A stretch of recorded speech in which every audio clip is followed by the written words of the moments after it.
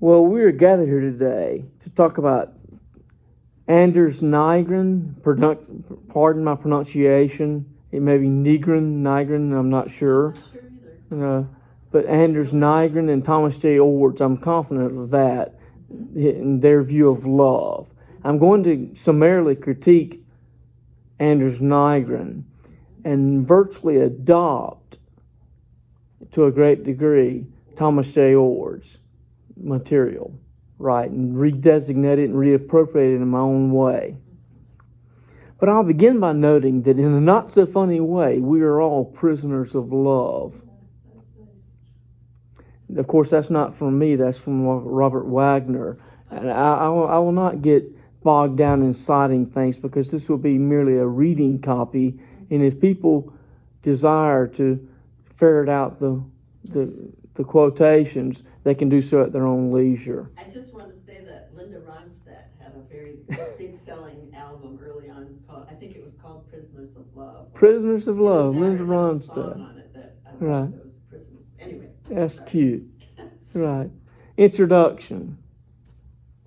Both Anders Nygren and Thomas J. Oord are modern-day theological giants when it comes to the exposition of Christian love. Oord's thoroughly relational concept of love is an apt portrayal that I will appropriate in my depiction of love within this essay as fully kenotic, that is, kenotically donated and self-giving. By the newly minted terminology of canonically donated, quote-unquote, I'm referring to the methodology by which the Spirit of God gives of Himself. The Spirit of God gives of Himself. And I'll note here at the onset that I'm reluctant in saying Himself with regard to the Spirit of God. I have no bones at all with saying that him or her, or I should say him, and so forth like that with regard to Jesus of Nazareth, because He was a verifiable man, right? Whereas the Spirit is somewhat more nebulous, and even God the Father is somewhat more nebulous as well. So I don't want to trip up over saying him or her and things like that, but I'll try to be consistent throughout when not speaking of Jesus of Nazareth, who was a male. Nevertheless, I'm referring to the methodology by which God's Spirit is self-giving and imparts uncontrolling love that imbibes creation. After all, in many ways, the utmost expression of love is the utmost gift of self. Charles Hartshorne, however, is right when he opines. Theologians have never really taken the concept of love seriously.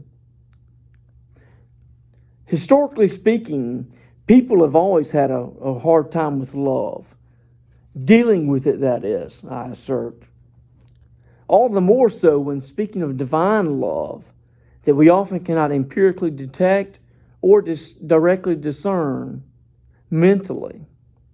In recent years, however, Thomas J. Oord has written nearly half a dozen books regarding God's love, its effects, as well as what it effects in the world. In fact, one could legitimately say, and I say so heartedly, that Tom Oord is the leading theologian of love in today's contemporary context. Indeed, this is but one reason why I've chosen to use his extensive writings to help me flesh out canonically donated, self-giving, and uncontrolling love. Some of these terms, I will note immediately, are Tom's, whereas some of them are mine. The distinction will become clear in what transpires, or in what follows. I will note immediately that the fully kenotic concept of God's love developed herein is fully consistent with Oord's portrayal of an essentially kenotic God who has an eternal nature marked by others-centered and others-empowering, uncontrolling love. This uncontrolling love, as the contingentist Oord says, and I'll note here parenthetically, that contingentist is a word that I've recently coined, actually not so recently coined, to refer to someone who explicitly identifies contingency as a mark within their personal philosophy of life or philosophy of bios, to use the Greek word.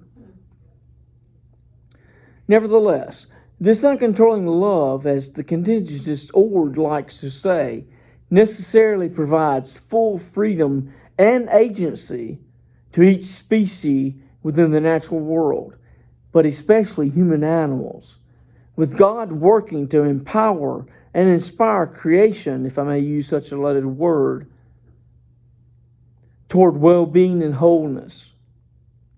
Regardless, however, of our attitude about religion, there is something very compelling about this radical image of self-giving as being the epitome of love. One can hardly argue with it, for there is enormous power within that concept. In what follows, I will seek to build upon insights regarding love by both Oord as well as Nygren, with an assist by Carol Watila. Am I pronouncing that correctly? Watila? Okay, very well. I'll try to change that. Just say J2P2. John Paul II, right. Well, he wrote this as Carol Watila, right. Right. I seek to illustrate the notion that God's canonically donated love is a synergistic symbiosis enacted through the spirit of creativity that exhibits, or rather achieves, I should say, greater evolutionary results combined than either aspects of that symbiosis individually considered. This means then that God's canonically donated love is both productive of emergent entities and effectual for the derivation of greater complexity within those entities in the natural environment. Further, this canonically donated love onsets an evolving fertility, which most proximally is a result of God's panentheistic relationship with the world. This panentheistic relationship was initially wrought by the canonic donation of God's very self into chaotic matter eons ago, and is now continually upheld and sustained by the repetitive impartation of His very self through the imbibification of the Spirit of God into the natural world. Thereafter, marked by the embeddedness of this, I note here, the embeddedness of the Spirit. Thereafter, marked by the embeddedness of the Spirit, key term or key referent, which is the agent of contingency within evolution. The natural world progressed in a serpentine manner in the advancement toward greater complexity, of which Homo sapiens sapiens, at least right now, are the pinnacle. In fact, God's world is teeming with randomness, I assert throughout this essay. It is, I like to say, smothered in contingency, yea, both smothered and stuffed with it. As such, it is marked by, my wording again, contingentist entities, which are themselves marked by contingency in themselves. As such, things do not happen according to divine plan. God intended for entities to cooperate with His canonically donated love. Cooperation is essential, I should say. Part 2. Canonic love is self-donation and self-giving. I will note immediately also that I did not originate the term of love as self-donation, which is a principle upon which this essay is based. Carol Watila did, otherwise known as John Paul II, but he wrote this as Carol Watila, so we should note it as... I loved him back then. Right. Neither, however, did I originate the terminology of self-giving, uncontrolling love. Tom Oord did. But nevertheless, if one looks at Carol Watila's love and responsibility, they can find several different ways in which he applies Thomistic principles to the modern study of love as self-donation, which is, according to his reasoned opinion, a defining characteristic of love with relation to another, whoever or whatever that other might be. This conception of self-donating love by Watila entails, in my reckoning, the Spirit of God to go outside of herself, add extra, to both find and produce a fuller existence in another entity, whereby the epic of evolution is empowered. I'm on page 4, by the way. Did you send it to us already? Yes, ma'am, I did. Doesn't matter. I'm taking notes, and you're reading so beautifully, and that's what I like. Thank you. Because I'm a transcriber. Keep a reading. Accordingly, I will employ both terms, or at least their application, that is, self-donation and self-giving, in what I have referred to as canonically donated love. This depiction is based fundamentally upon the notion that kenosis of the Spirit amounts to self-giving, literally a pouring out or an infilling, with reckless abandonment, and not to a mere self-emptying or self-abnegation, which has historically been the definition of kenosis. But I challenged that, and this going back to 2008, when I first published on that in 2008, and it's been upheld since then. So I feel confident in saying that kenosis is not merely referent to a self-abnegation or self-limiting, but instead also refers to a self-pouring out, So or you're even... saying it's the kenotic thing, it's not just a negation. It's not just a an negation. affirmation. It's an affirmation. Oh, yeah. So it's both positive. It's both negative and positive in a sense. Yes, Indeed. absolutely. Right. So it's an infilling as well. Even in the as an aside here, even in the kenosis of the Son into humanity, we see both an attribution as well as a negation. So there's both and, not either or. I contend vehemently, both and. Tom Oord and I have both been picturing kenosis as essentially self-giving, or to use my terminology, as pouring out or an infilling, or even as a self-donation later in 2016, since or about the year 2008. Indeed, in a peer-reviewed journal article from calendar year 2008, I note that the Greek verb kenon, from which kenosis is derived, can mean either to empty or to pour out. Now note here this subtle distinction between emptying and pouring out. One is a conscious decision, whereas the former seems to be more of an automatic thing. Does that make sense to us all? Right. Very well. I then contend that the Spirit's pouring herself out into creation, that is her kenosis, enables the derivation of life and love itself. About a decade later, as I mentioned earlier, I picked up on Watila's description of love as self-donation and argued that the biblical tradition and the theological tradition both give good grounds for illustrating the Spirit as the active agent of God in the world, particularly as life-giver and animator of all creation through kenotic, self-donating, and self-giving love. These latter two ideas, that is self-donation and self-giving love, I now note are manifestations of God's love to His creatures, for His creatures, and through His creatures. To use three prepositions there back to back to back. In what follows, I shall use the term self-donating love and self-giving love to and for creation as illustrative metaphors with which to picture God's dynamic presence within the world in our postmodern context through kenotic donation.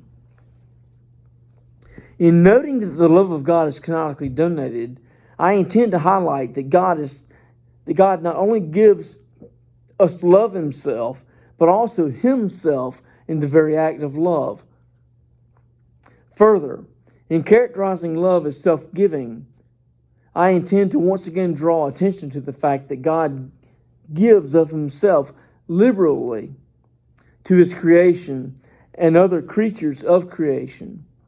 Again, if I may use such a loaded word. And again, and I'll highlight here momentarily again for Robin's sake, who just walked in on us, that I reluctantly use himself with regard to God. But the English language is what it is. Well, you could say there, but I really hate there. Yeah, Them, yeah, right, there and them. Yes. But, Right, I mean, that's incorrect grammatical English for one I know what's thing. going to happen. Yeah. If I'm going to have to move to a different country that doesn't speak English. Right. Because that's how much I hate that. Right.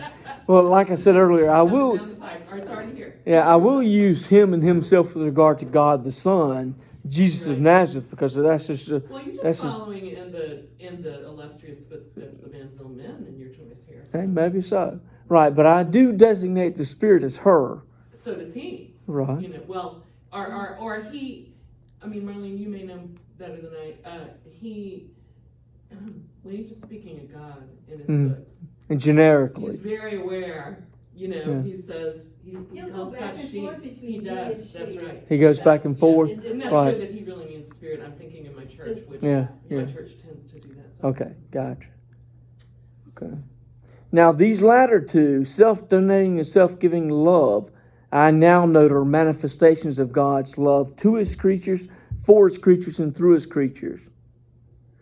Like I said earlier, I use these terms, self-donating love and self-giving love, to and for creation, as illustrative metaphors with which to picture God's dynamic presence within the world in our postmodern context through self-donation, or kenotic donation as I refer to it.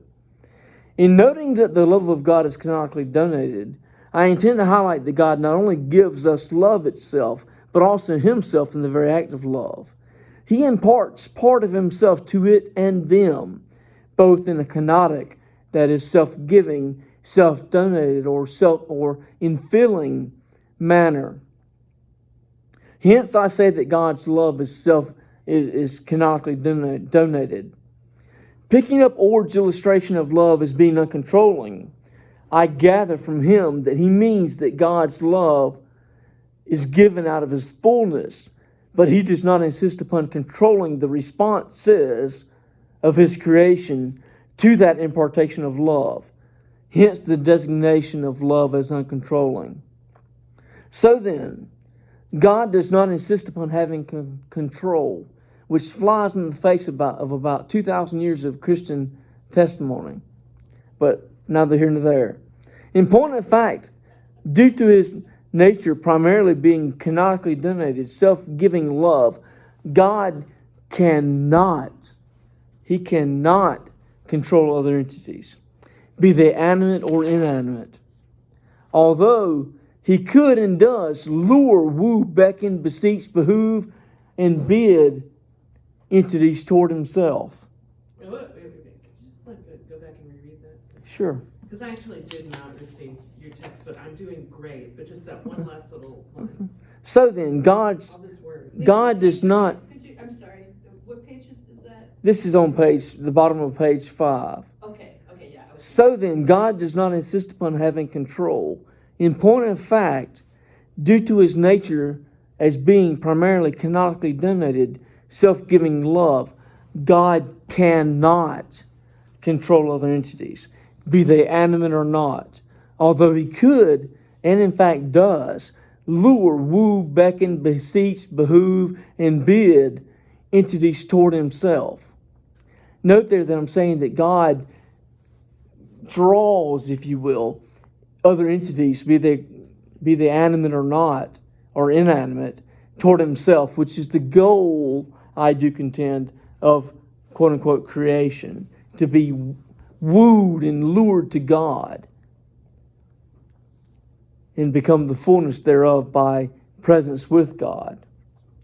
Note that I simply did not say will not, but I instead said cannot. That is the radical assertion made everywhere by Oord, and especially in his newest title, God Can't, which I recommend to all of you to right.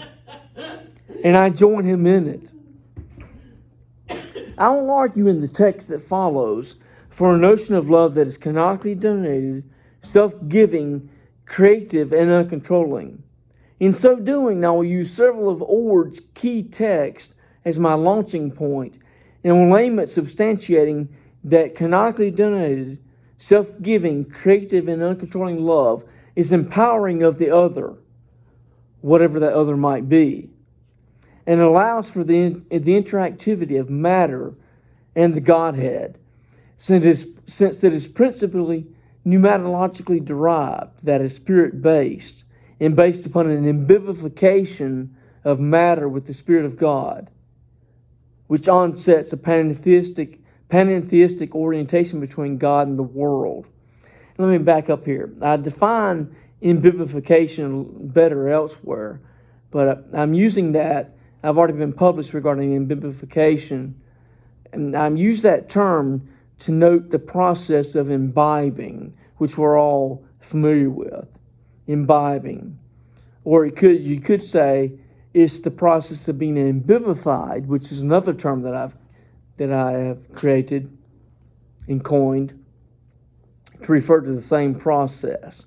Now, I will admit that there's a danger that such a position could be labeled pantheism. Not panentheism, but pantheism. However, I assert that if one were to consciously stipulate at all times that God is in the world thoroughly, but at the same time also more than the world, they could avoid such a distorting moniker. In so doing further, I will be enfleshing the statement of Stephen G. Post to the effect that the energy of love should be studied intently by religion. This type of study may well be illustrated by Tom Oord's oft-employed terminology of a science, love, and theology symbiosis, wherein issues of love are given paramount importance in all areas of our lives, not just what has historically been designated to be within the domain of love, that is, interpersonal relationships. This idea of synergistic symbiosis regarding canonically denoted love is itself highly instructive because it invokes the terminology of close, long-term biological associations wherein both entities are benefited by the relationship, which is known as mutualism in biology circles. That is, when both entities in that relationship or that symbiotic relationship are benefited by it at the same time.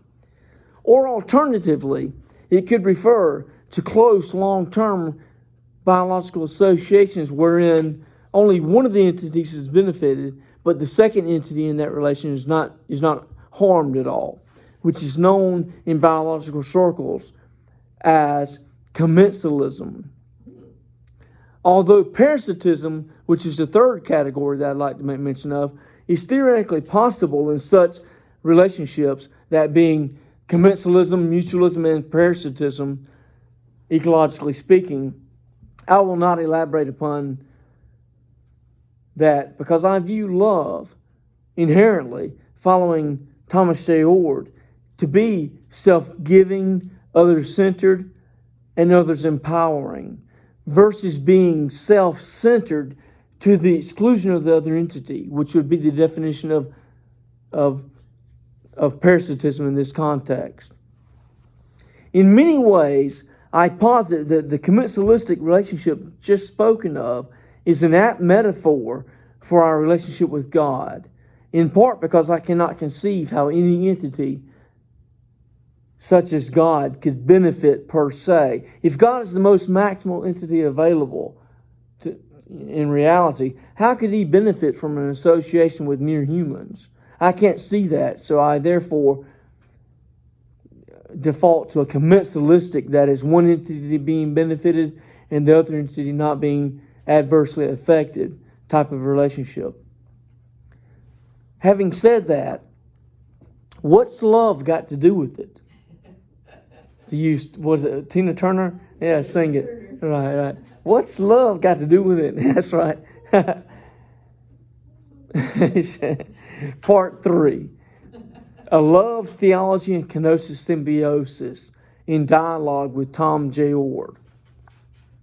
In what follows, I preserve insights into love from Oord largely.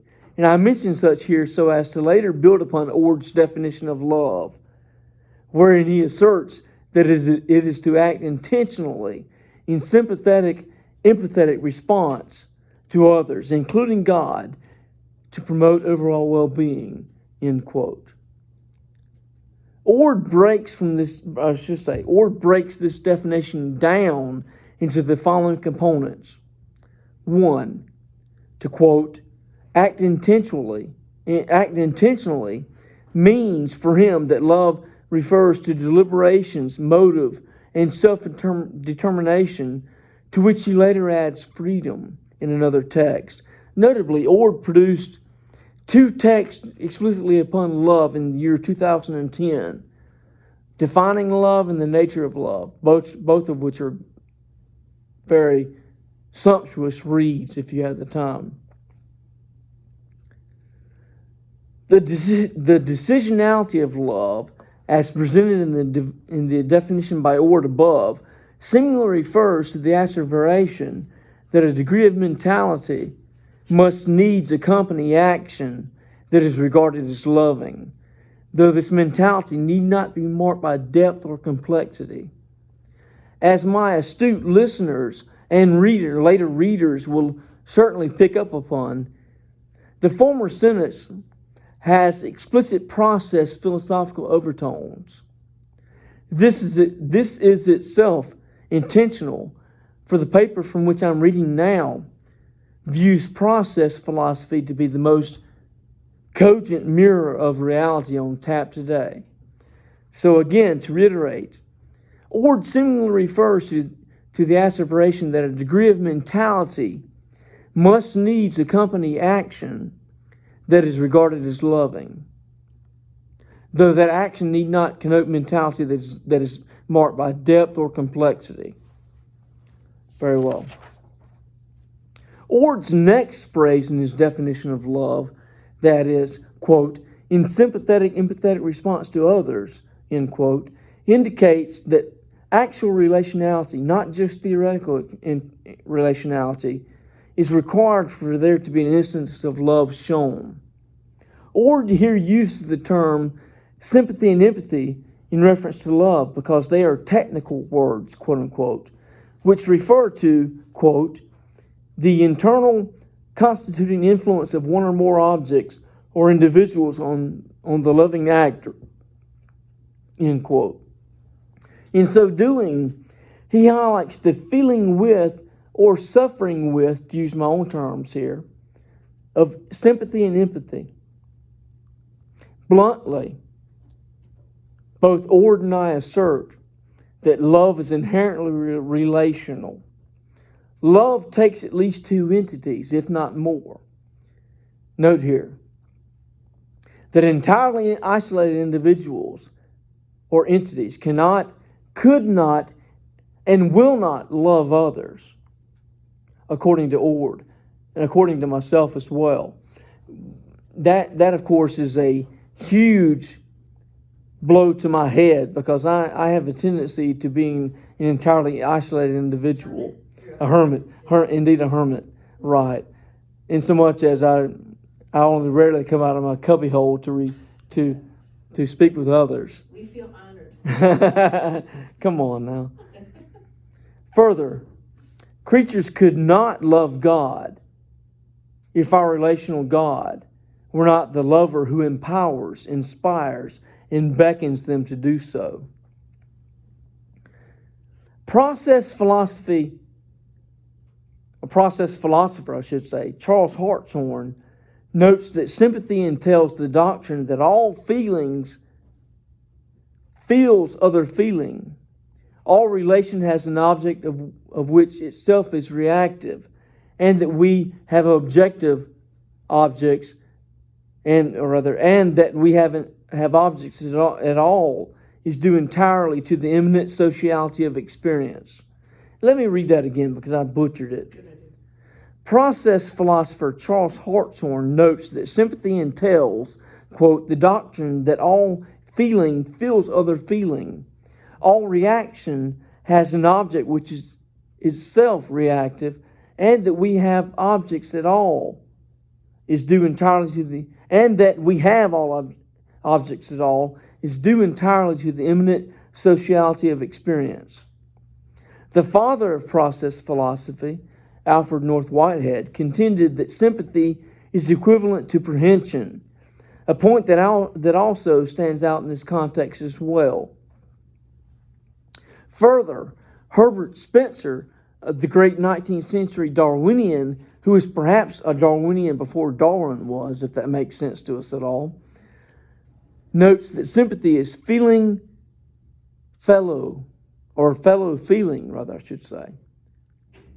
Oord avers that his usage of the terminology of sympathetic, empathetic, with reference to love, is meant to conjure up the internally influencing nature of love itself. Further, love is a decision that is made. It is both tendential and judgmental, which is captured rather well by the process philosophers and theologians John B. Cobb and David Ray Griffin in their phraseology of creative responsive love. Oord joins these scholars in noting that love has both passive and active dimensions to it. The last phrase of Oord's definition of love, that is to promote overall well-being, highlights the positive character of love's aim. That is what it actually does. Love's aim, positive, that is well-being. To promote well-being is to increase flourishing in at least one of the following dimensions: a person's dispositions, a person's habits, or a person's character. According to the mutuality of love tradition in theology, to love is to engage in personal interaction or relationship. Love is relation, meaning that reciprocity is inherent in any relationship, is itself love. Love is relationship. The reciprocity that we have in that relationship is itself love. Indeed, contemporary theologians such as Vincent Bremer, spelt Brumer, but I think it's Bremer. We read him. We did. And that's from where I get this, actually. I use a part of all that I've met. Vincent Bremer calls love a reciprocal relation, quote unquote, and he claims that love, quote, must be by its very nature a relationship of free mutual give and take, end quote. Charles Hartshorne offers a similar application of love as mutuality when he says that love means realization in oneself of the desires and experiences of others, so that one who loves can insofar inflict suffering only by undergoing this suffering himself. That's powerful.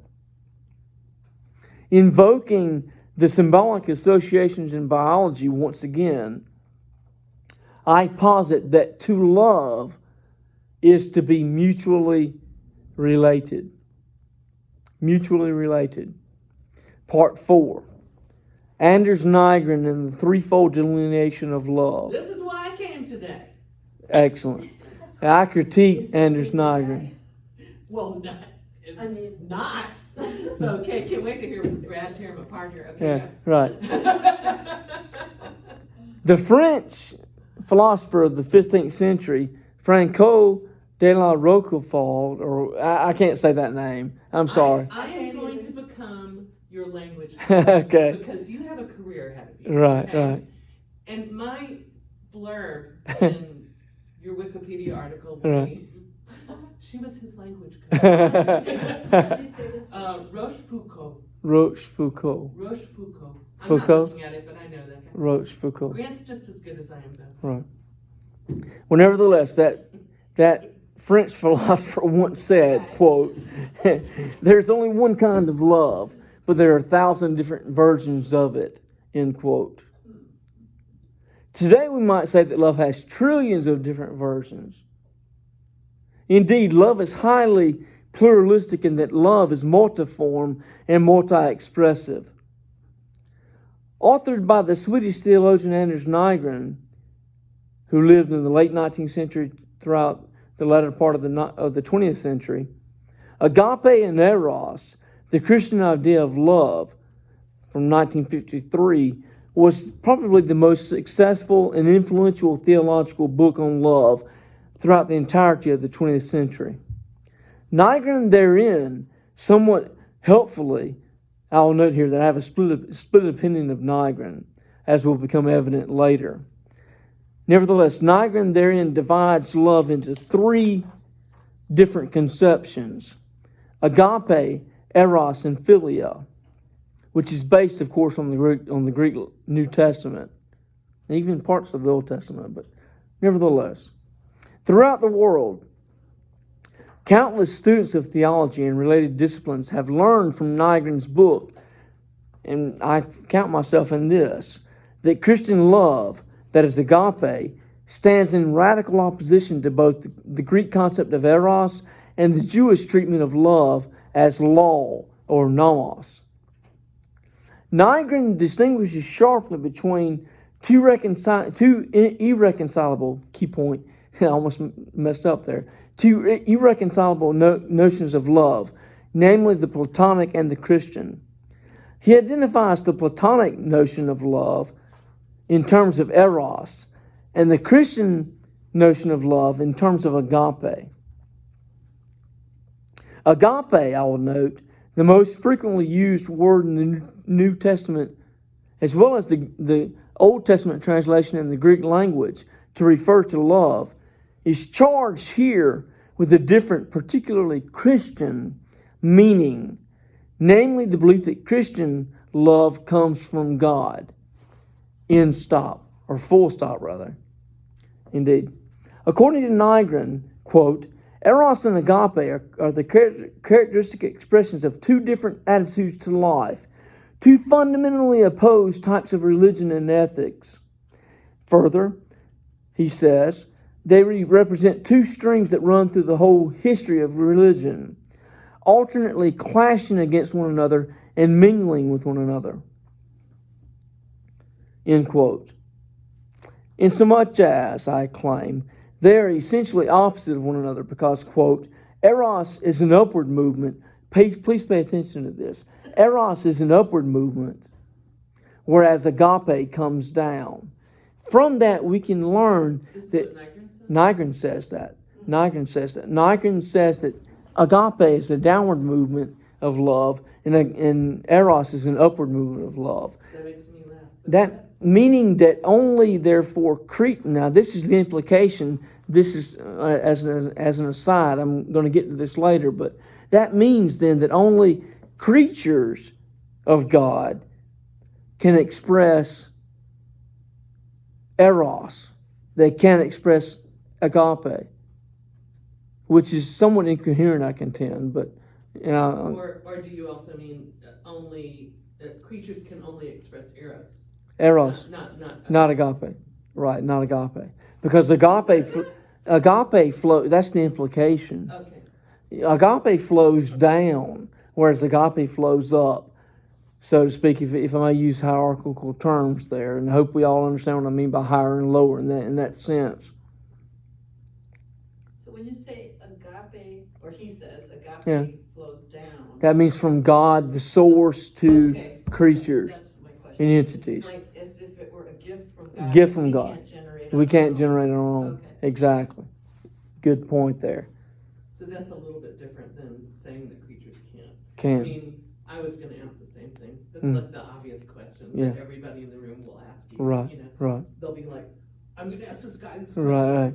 Right. Yeah, to be sure. They're all going to tell you, you can't say that creatures can't experience agape because God fills us with agape, and that's right. what we can express. That's Nygren though, and that's one of the points that I make in this section, that it's incoherent. Yeah. To assert that it's incoherent. Everybody thinks that about Nygren, so you're well. In fact, Nygren pursues a twofold aim. He wishes to expose eros as that human form of egocentric and desiring love. That's an important point, desiring love. There's a desire with eros, according to Nygren, that's not present with agape. But nevertheless,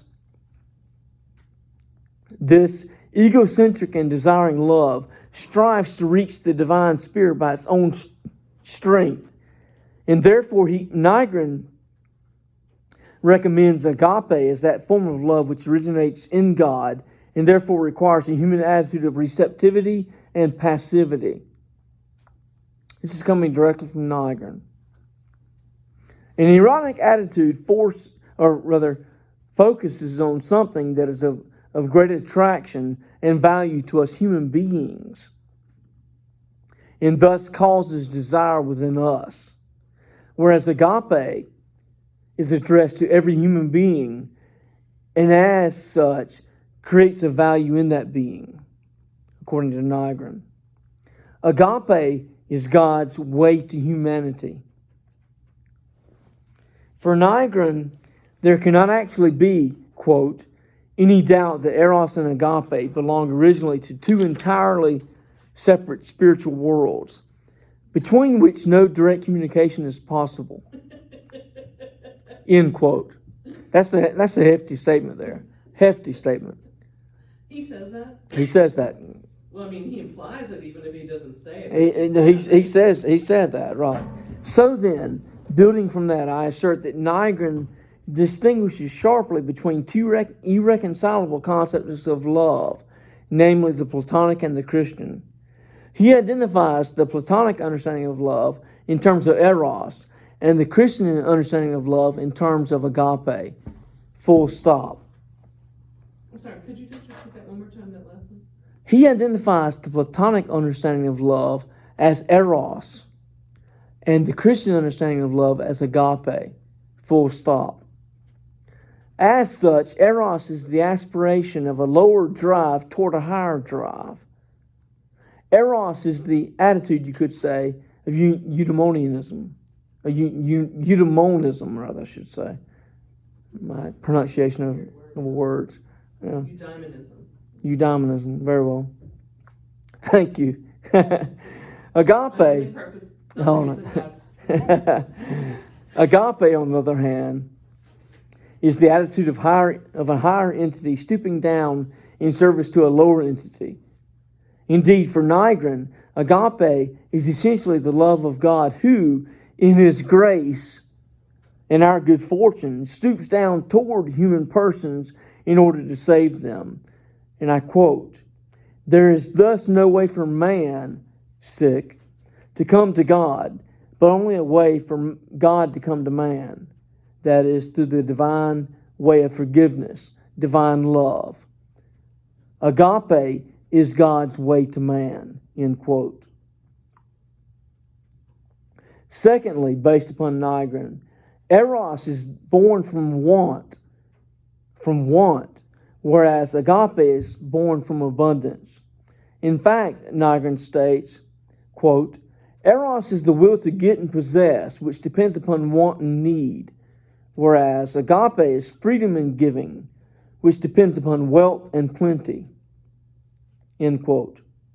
Eros, then, is need love, which is motivated by a desire of which it lacks, or for what it lacks, whereas agape is gift love, which flows spontaneously from its own abundance. One will note there that I'm sort of integrating C.S. Lewis's views of love in that last statement, because he, in fact, divides or divvies up love into need love and want love, or need love, rather, I should say, and gift love. Thank you. My mind went blank there. Thus, I assert that God's love for us is not eros, but pure agape instead, in relationship to Nygren's contentions, anyway. You say that. I say that. In relation to Nygren, using Nygren's statements, I assert that. In fact, eros, quote, is yearning desire, but with God there is no want or need. and therefore no desire or striving. God cannot ascend higher, since agape is a love that descends, freely and generously, giving of its superabundance.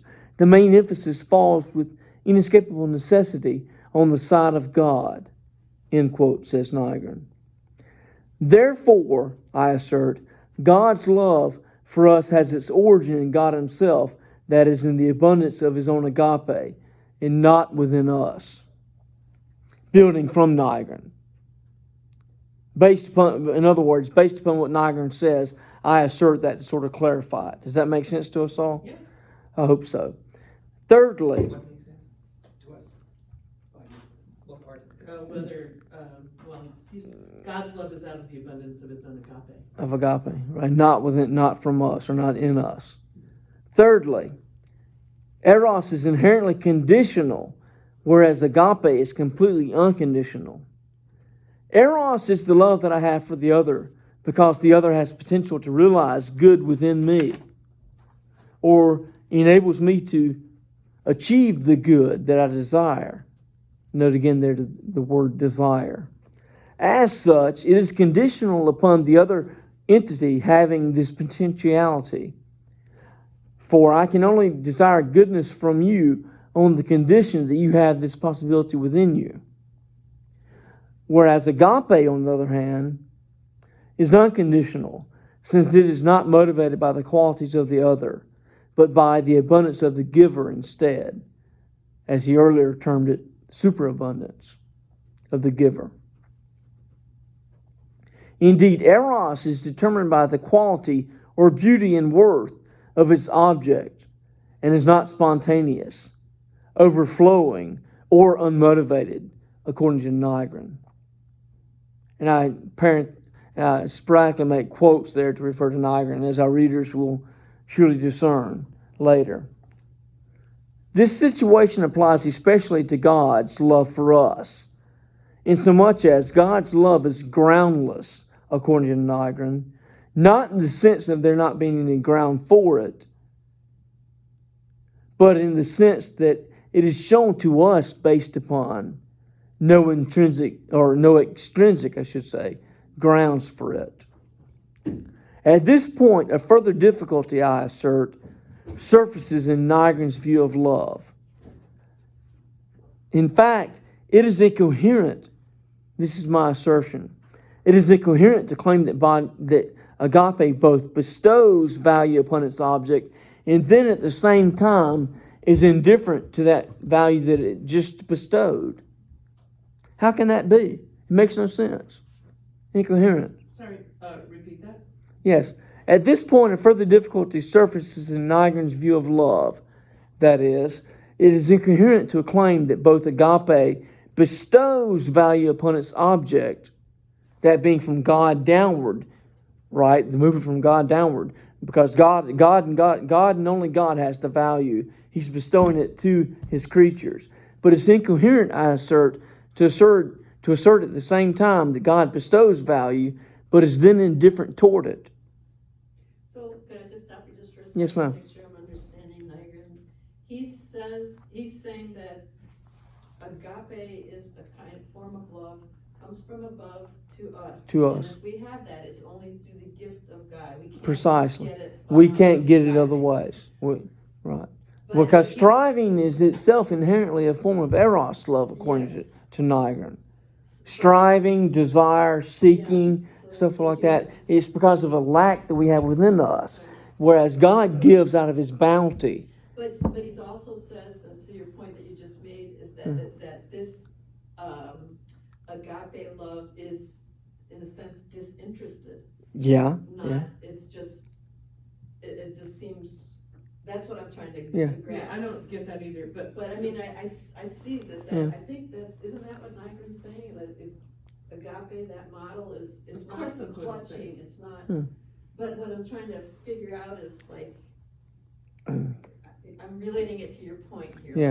Like you're saying that I'm it saying- can't possibly be indifferent, at least not to the value of the Right, recipient. because it bestows value upon them, but so how can it be indifferent yeah, toward I it? don't even understand that. I mean, but you also said, well, What is this thing about the bestowing value upon the object? You could just kind That's of- from Nygren. The Nygren indicates that only God at his perch, sitting up on the throne with Jesus and the Spirit beside him, proverbially speaking, right, on the throne, up in Never Land, up above us.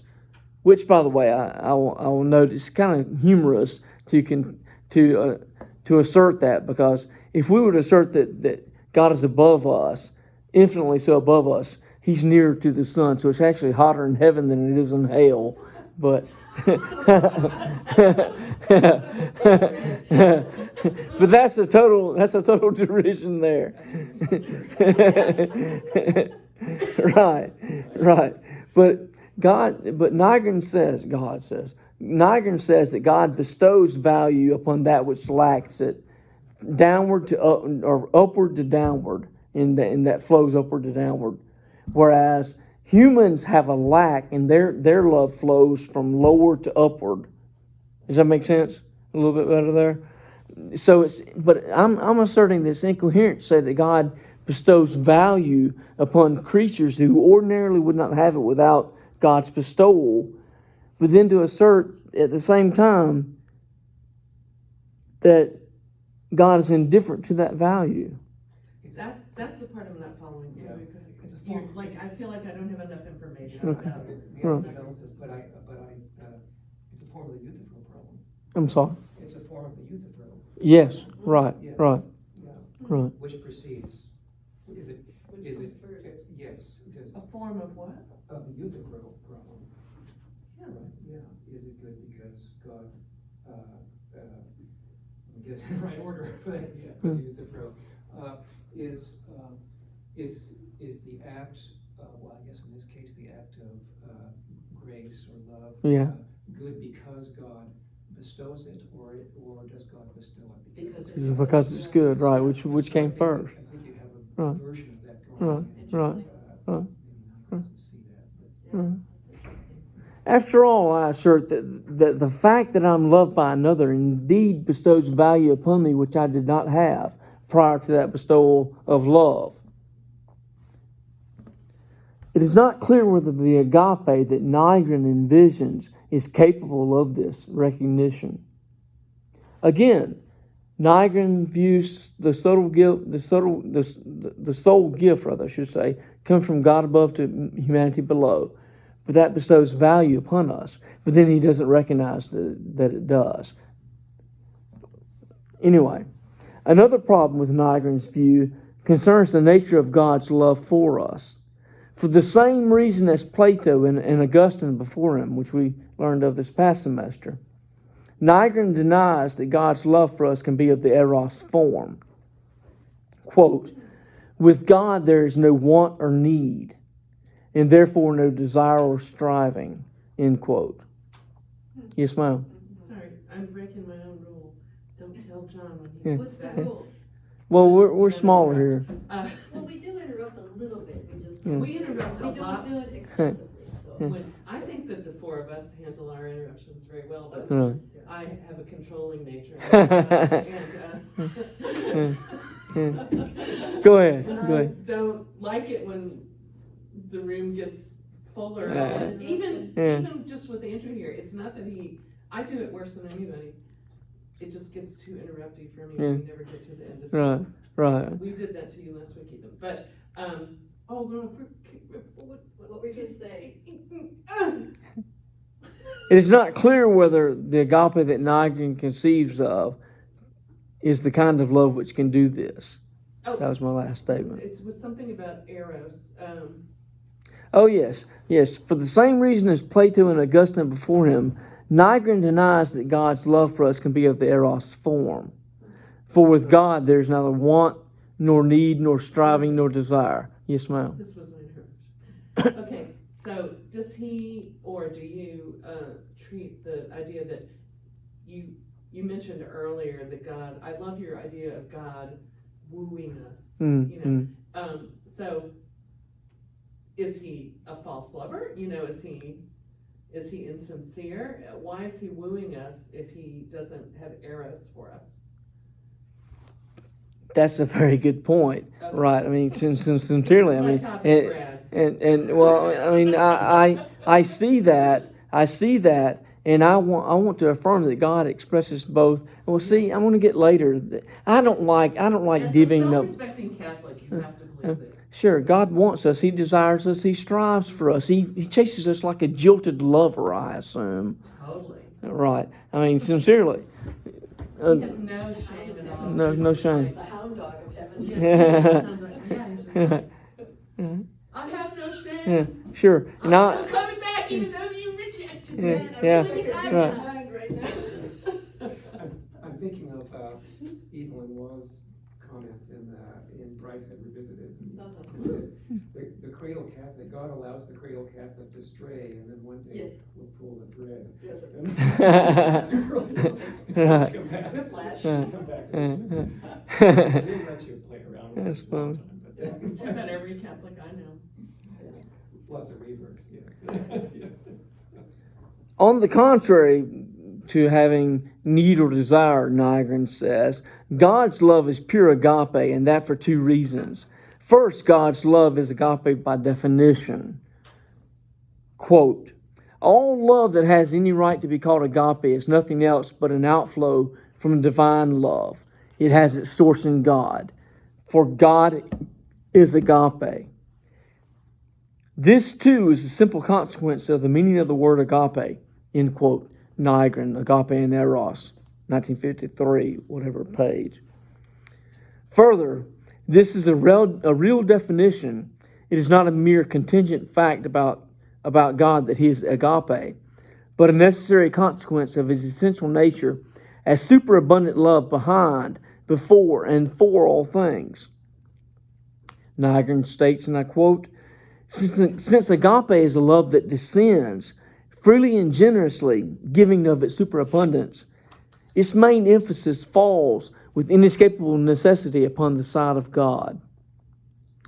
But this view of God's love raises a number of difficulties, I assert. First, if Nygren holds that there is no need or want or desire in God, then God cannot want or need or desire that we return His love. He would be unable to receive our love in any meaningful sense as well, which is an incoherent and downright abominable assertion. For God would then care for us, but not about us. I view that as abominable. Another dimension of love discussed by Nygren is our love toward God. Nygren stipulates that this very well can be eros. Human want and need, he says, quote, seeks for satisfaction in the divine fullness. Eros love is acquisitive desire, appetite, which as such strives to obtain advantages. But since God is the highest good, the sum of all conceivable good or desirable objects, it is natural that He should attract to Himself all desire and love, end quote. But He Himself has no desire or love. I'll add parenthetically there. What page was that on? That's on 13 now, middle of 13. Strictly speaking, I assert, our love for God, based upon Nygren's contentions, cannot be agape. Based upon Nygren. I don't agree with this, but I'm asserting it based upon Nygren. Until the what goes around comes around. Exactly, right. So, but in relation to God, man's love can never be spontaneous or unmotivated. God's love always comes first and awakens man's love in response, end quote from Nygren. This is because our love for God is always motivated by an extrinsic cause in God. Nygren thus doubts whether agape can appropriately be used to denote humans' attitude toward God. In relation to God, people are never spontaneous, Nygren asserts. We are not independent centers of activity. Hence, it lacks all marks of the notion of agape, again, according to Nygren. All forms of eros, however, aim at self-realization and are therefore expressions of self-love. Unlike eros, agape excludes all self-love. Quote, Christianity does not recognize self-love as a legitimate form of love, for it is the self-love that alienates man from God, preventing him from sincerely giving up himself to God. And it is self-love that shuts up man's heart against his neighbor, end quote, Nygren, agape, and eros. In brief, I now claim, based upon what we just read, according to Nygren, in all cases, eros love equals self-love. And agape, in all cases, equals God's love toward human beings. The most we as humans can hope for are to be impersonal reservoirs, quote, or canals, quote unquote, by which God can let His agape, I stress, flow through the world. But then it seems to me that we are not the ones who love, but God loves instead through us. That sounds all flowery and what have you, but it's abominable in its implications. If we cannot authentically love, we're the most of all men to be pitied, to ape a Pauline conjecture. God loves through us, but we do nothing. I can't follow that. Is he Lutheran? This sounds very Lutheran to me. I'm not sure about that. I'm not sure. No, I'm not. Someone can Google that. Certainly Total passivity Lutheran. of the human. Yeah. I know this. Oh, yes. I He is. I mean, it's Not that that I only explains everything, put the but- mental check mark on the ones that Hmm. aren't. Okay. So he must be. He must be. Gotcha. Right. He will surely appear in your future book on the true history of Lutherans. I'm forgetting about Tillich now. Socrates was a good Lutheran. Nygren's claims make the Christian faith explicitly deny that human beings are independent centers of activity. And as such, it denies that they are persons. I claim. It denies they are persons. Because the problem of love is whether and how there can be self-denying and sacrificial love for others, which is at the same time fulfilling and perfective of oneself, Nygren only admits of two extreme forms of love, which he claims are mutually exclusive. On the one hand, we can love other humans and God with the love of eros, in which we love them out of self-interest in order to acquire from them or possess them something, some entity, or something. Or, alternatively, we can love God and others with the love of agape, in which we reject all self-gain and interest and surrender ourselves to others and love them purely for themselves. Thus, Nygren presents us with an unbridgeable dichotomy. Either we love others and God purely for ourselves, in which case we really don't love at all, or we love them for themselves with a true love, in which case we act against our own self-interest and happiness. Makes no sense. It's incoherent. Again, to reiterate a theme that I'm making, that makes no sense. Rather than the definition and elaboration of agape that Nygren gives us, I, Bradford, would like to propose the following litany of terms as descriptive of God's agape love, if we even have to use that terminology at all. Because as I'll point out later, the Bible is somewhat fickle with regard to how it pictures love. Agape love is, according to Reinhold Niebuhr, a self-sacrifice. I like that. Moreover, and I truly appreciate this definition due to my reimagining of the term kenosis, it is a letting be, according to John Macquarie. Further, it is a representation. I like that. I like that too. A letting be. I like that too. Further, it is a representation of the divine extravagance, quote, of giving that does not take self into account, end quote, according to Grant, Altruism and Ethics.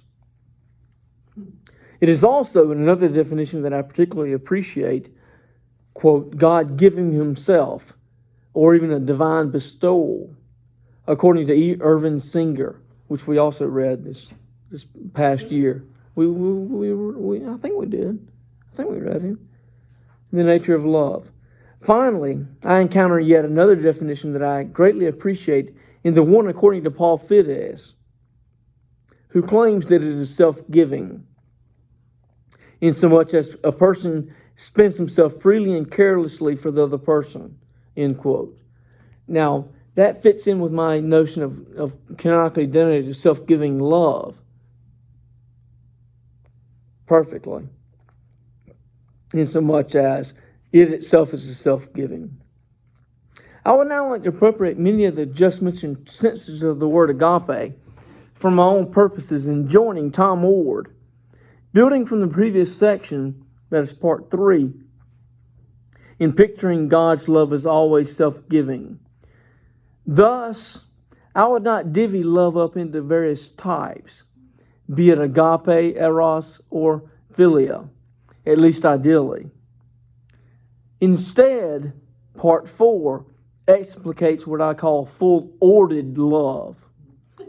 Full Oorded love.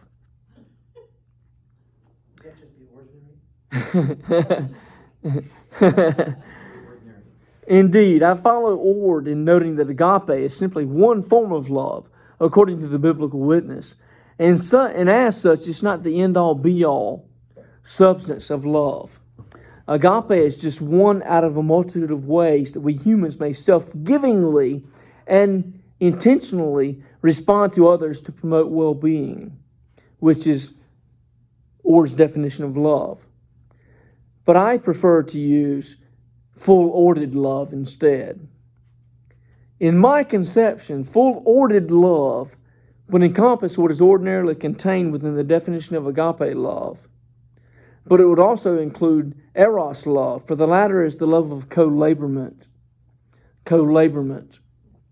Co-laborment, I assert, is direly critical for the advancement of species through evolution.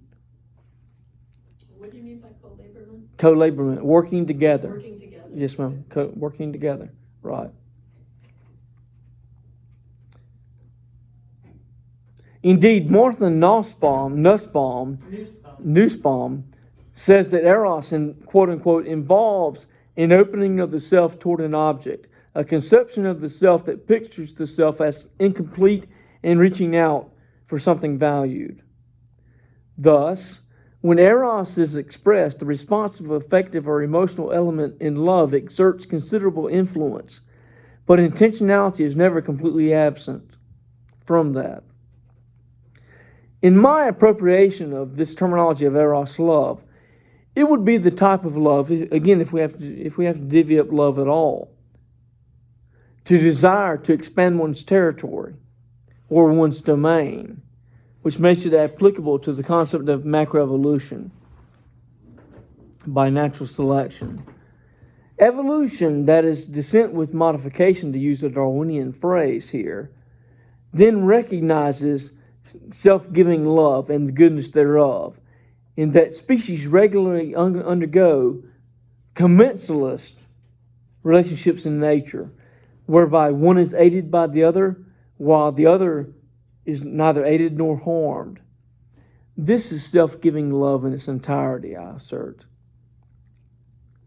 The other entity is benefited, but the former entity, the one who bestows or gives that love, that self-giving love, is not injured. That self-giving love, I assert, in its entirety. We are not just reservoirs, to use the terminology of Nygren, or canals, to again invoke the notion of Nygren. We're also generators of self-giving, self-donating, and kenotic love. Oord and Wautyla would entirely agree with this contention For canonic self-donating love and self-giving love is inherently relational. But it must not be seen only as a desire, for it is also an intentional response to promote overall well-being when affirming that which is valuable. Self-giving, it should be noted, is the central aspect of reflections upon God as love. God makes the object of His love, first of all, worthy of that love. The love flowing out from the cross makes the ugly person beautiful in the eyes of God, for example. For Jungel, Christ's self-giving, that is His kenosis, is the ultimate qualification of love. I heartily agree with John Ron, for he indicates that God's self-giving love manifests in Jesus the Christ and through the Spirit defines love for us once and for all, end quote. My understanding of full-ordered love would also include dimensions of filial love, again, if we have to use those distinctions at all.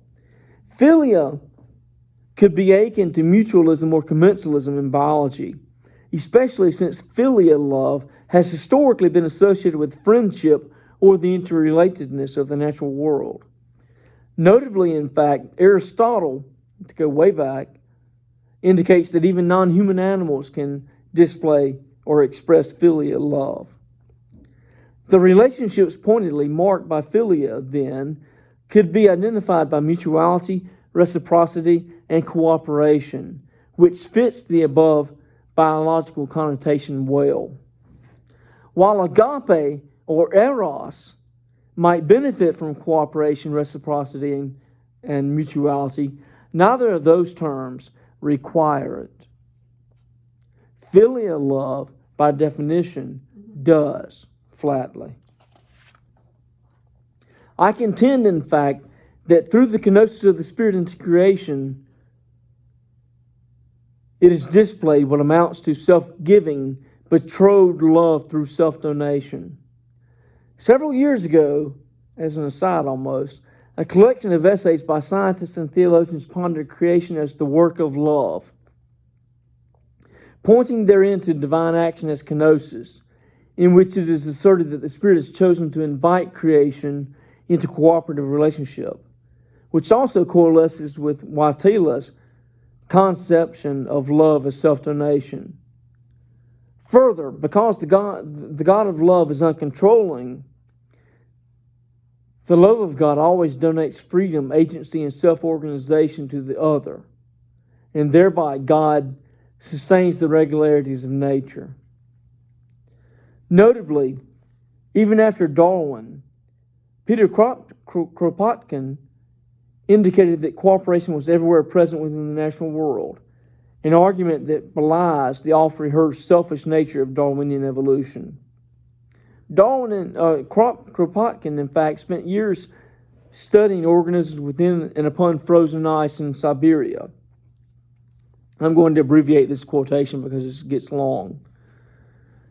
He notes that whenever he saw animal life in abundance, I saw mutual aid and mutual support carried on to an extent which made me suspect it to be a feature of greatest importance for the maintenance of life and the preservation of each species, as well as its own further evolution. He goes on, quote, "Besides the law of mutual struggle, there is in nature the law of mutual aid. Period. The union of agape, eros, and filial love could be expressed as mutual aid, or full-orbed love, or even, as I like to say, full-orded love. But again, that is only if we are absolutely resigned to continuing to employ those three terms. For, as Edward Collins Vasic notes, life typically includes all three loves in rhythmically occurring manners or ways. I would prefer not to retain those three words for love at all, and merely employ instead the terminology of self-giving, full-orbed, or full-orded love, to use my own term there. Flourishing lives, aver, consistently express full-ordered love.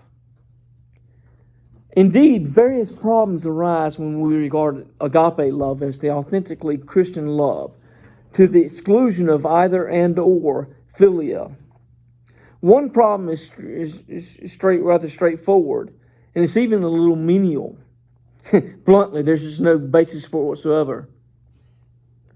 Some authors of the New Testament, for example, seemingly place agape on a higher plane of existence, whereas at other times they simply do not. The New Testament witness is erratic and at most unreliable if one tries to use it as the basics for extrapolating the meaning of the various love words employed therein, which Nygren attempts to do. To be sure, sometimes New Testament witnesses or writers use agape in the elevated higher sense, but almost as many times they simply do not. So, to attempt to base our entire discussion of these terms and their distinction on the variety of usage itself is plainly sloppy and shoddy scholarship. Sometimes the New Testament writers use agape as the highest form of love. Sometimes they use philia as such. There's no rhyme or reason, period. Not simply with respect to the New Testament, but truly all of ancient literature almost indescribably uses these three terms, agape, eros, and philia, for love indiscriminately, insomuch as it's hard to know what they mean by love simply by reading the word employed.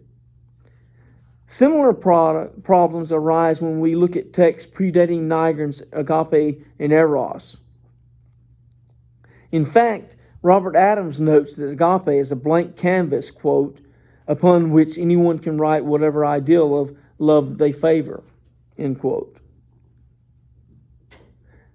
Further, the Journal of Religious Ethics, in a somewhat recent issue from 1996, devoted an entire issue to a delineation and discussion of these three types of love, agape, eros, and philia.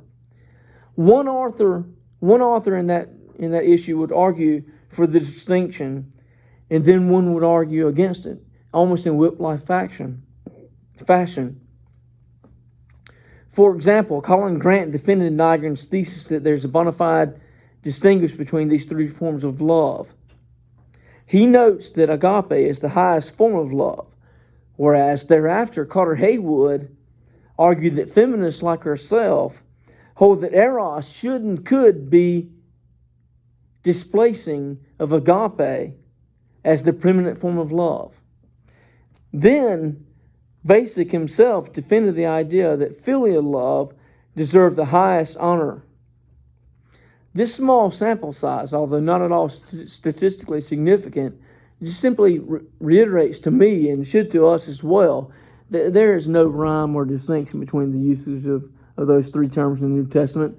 Therefore, Nygren's basis is fundamentally off. There's no reason to base a distinction on those three forms of love based upon the biblical witness. End stop.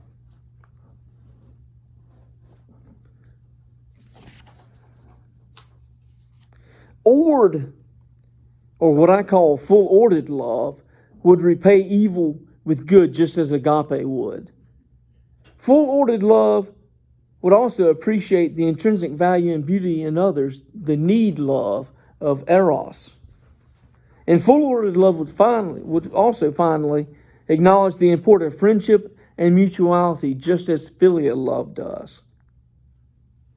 So again, I propose we adopt full-ordered love instead of the distinctions between agape, eros, and philia. Following Oord and Waitila again, since God commands that we show self-giving, self-donating love, we therefore have indeed the ability to love others as canonically donated entities, just as God Himself does. When we act as a conduit, an amplifier, not merely a reservoir or canal, as Nygren would put it, quote, quote, of God's donating and self-giving love, we can truly and entirely and infinitely love others, just as God did. Therefore, self-love is transformed by God's impartation of self-donating and self-giving love. And through that impartation, we are empowered canonically to love others in a manner akin to how God always loves us. Only in this manner may we say that since the beginning, the myriad of creatures have been giving up their lives as ransom for many. The cruciform creation is in the end deiform, highlighting one of my earlier assertions that our goal and the onus of our destination is to be with God in communion with Him. That is the goal of creation. I'm not going to take the time to defend that, but I could. The cruciform creation is in the end deiform because of the struggle and mutual aid inherent within evolution by natural selection, not in spite of them. If humans cannot truly and authentically love, as the implication from Nygren is, we are the most to be pitied. Invoking the distinction between between need love and gift love, as C.S. Lewis originally pointed out to us, I would like to close by saying that Lewis is at least half right. I know that's bold to take on C.S. Lewis, but I'm going to say it pretty clearly. He's at least half right. There is a gift to love, quote unquote, and it is a mark of all of our lives, and that we can, canonically empowered by the Spirit of God, self-donate and self-give our very beingness to others via canonic donation, just alike unto how God always does it. Of course, we cannot expect that we fickle humans will always and everywhere love alike unto how God loves us, because we do not have an eternal and unchanging nature necessarily inclined toward love.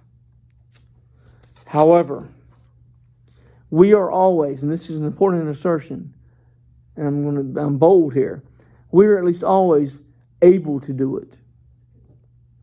That's so Catholic of you. Yeah. Augustine is like sitting up in his chair. He's I happy. knew you liked me, Brad. Yeah. May we nevertheless then go forward attempting to do such in our own lives. Amen. Amen. I have to laugh. All right, thank you. Could you, since I came in late, explain to me what, is this a paper that you're